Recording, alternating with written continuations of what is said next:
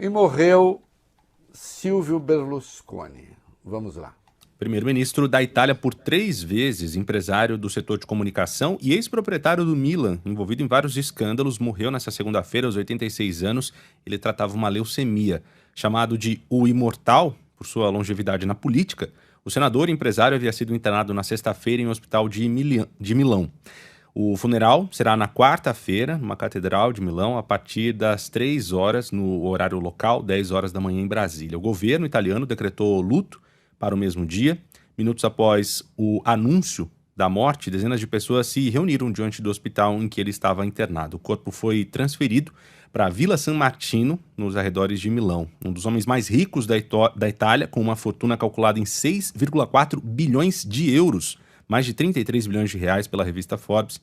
Berlusconi foi um grande comunicador e um anticomunista, convicto, amado e odiado na mesma intensidade. Morreu, mas era um delinquente, porque, Renan, delinquentes também morrem. Né? E não viram santos depois. Era delinquente, morreu, virou santo. Não, eu jamais direi bem feito, essas coisas. Isso não, que eu acho horrível. Agora, era um delinquente. Né? Como político, um bandido. Agora, por que ele acendeu na Itália? Ele acendeu na Itália a esteira da Operação Mãos Limpas. A Operação Mãos Limpas que destruiu a classe política italiana e gerou uma instabilidade que não passou até agora. Tanto é que nós temos lá uma neofascista no governo. E aí sim, ao destruir a classe política italiana, Operação Mãos Limpas, com ações absolutamente ilegais, e o Sérgio Moro aprendeu direitinho ali,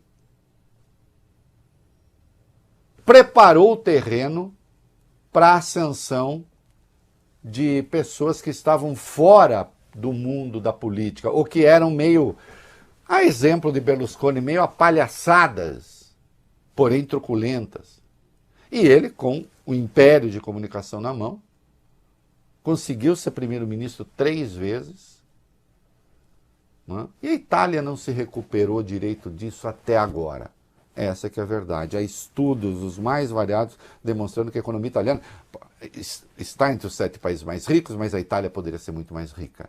Não fosse o desastre da Mãos Limpas. Com a qual o Sérgio Moro aprendeu direitinho. O Sérgio Moro tem um artigo que ele escreveu em 2004, em que ele diz que os responsáveis, estou aqui, responsáveis pela Operação Mãos Limpas fizeram um largo uso da imprensa, para o desgosto dos líderes do PSI, do Partido Socialista Italiano, que, por certo, nunca pararam de manipular a imprensa. A investigação da Manipoliti vazava como uma peneira, voglio bene. Tão logo alguém era preso, detalhes de sua confissão eram veiculados no L'Espresso, no La Repubblica e outros jornais e revistas simpatizantes. Sabe o que ele está dizendo aqui? Se um dia fizermos alguma coisa no Brasil, será assim, com vazamentos assim. E se fez aqui a Lava Jato, seguindo Mãos Limpas, e assim como a Mãos Limpas na Itália deu em Berlusconi, a Lava Jato no Brasil deu em Jair Bolsonaro.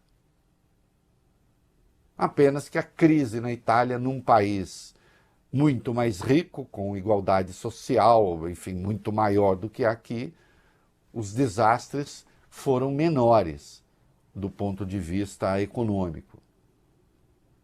Mas as mesmas mistificações, as mesmas mentiras e até o mesmo destino. O Antônio Di Pietro, que fala que é juiz, mas na verdade ele é do Ministério Público, mas na Itália essas coisas se misturam, virou político. Caminho seguido pelo Sérgio Moro aqui. Não, a Itália não tem por que sentir saudade de Berlusconi. Mas o que ele deixou de bom? Nada. Nada. A não ser desastre. Como vai a questão da correição na 13ª Vara Federal de Curitiba, 15, já que nós falamos hoje de Operação Mãos Limpas, de Lava Jato, e também no TRF4. Vamos lá. O Corregedor Nacional de Justiça, Luiz Felipe Salomão, vai visitar nessa semana o sul do país para acompanhar presencialmente a correição na 13ª Vara Federal de Curitiba e também no Tribunal Regional Federal da 4ª Região em Porto Alegre. O principal objetivo é inspecionar os depósitos judiciais feitos por empresas e réus investigados da Operação Lava Jato. Ao todo, o montante a ser analisado será de pelo menos 300 milhões de reais. O corregedor vai verificar como foram tomadas as decisões que envolvem a origem e a destinação desses recursos. Salomão pretende avaliar também com especial atenção os acordos de cooperação internacional e a forma como foram conduzidas as delações premiadas. Olha aqui, correição, para quem não sabe, é uma auditoria. Então, vamos ver o que vocês andam fazendo por aqui. Ou andaram fazendo por aqui.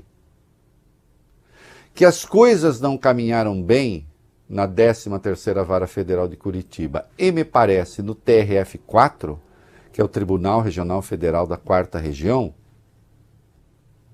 que pega a região sul, que fica em Porto Alegre, isso me parece que não. Definitivamente. Vamos pegar o caso da 13ª Vara Federal, que era onde Sérgio Moro era rei absoluto. Depois foi substituído por um outro lavajatista. Teve, durante um tempo, como juiz auxiliar Gabriela Hart, que assumiu por um período a 13ª Vara Federal. Tanto é que foi ela que deu a segunda sentença condenatória ao Lula. E parece que ali vigoravam critérios muito próprios. Então eu lembro, por exemplo, que quando a Petrobras tinha de pagar uma multa nos Estados Unidos, o Ministério Público, Deltan Dallagnol, fez um acordo para que essa multa fosse paga no Brasil. 2,5 bilhões. E aí se fez um acordo exótico, vale bem. 1,250 bilhão ficaria para eventuais ações judiciais de minoritários da Petrobras, numa espécie de fundo, e 1,250 bilhão seria destinado à compra, à criação de uma fundação de combate à corrupção, que ficaria clara em Curitiba. Oh, não é do Ministério Público. Não, eles apenas teriam alguma interferência no Conselho.